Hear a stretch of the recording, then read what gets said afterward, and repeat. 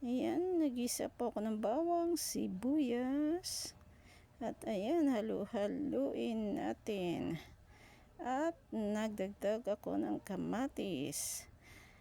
Ayan, para yan po sa ating manok na pochero. Ayan. Pisa-pisain natin ang kamatis para naman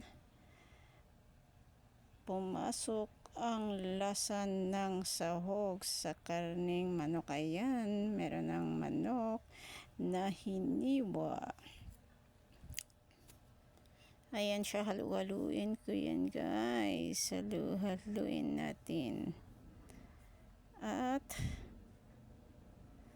maya-maya lalagyan natin yan ng tubig. Ayan na.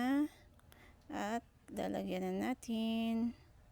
Ayan siya, at pakukuluin, at dinagdag ko na rin po ang saging na saba.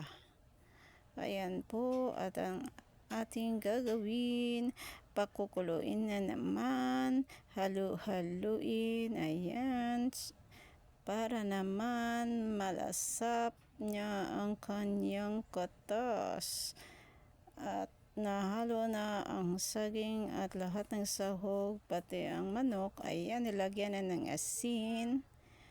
Konting asin lang. Ayan, ground pepper. At hinalo ulit. At naglagay rin po ako, yung mahilig ako sa pampaasim. Konti lang po ang nilagay ko dyan. Tamarind powder. Ayan, at hinalo ko ulit. At ayan po, pakukuluin at lagyan ng pechay. Ayan, thanks for watching. Yummy!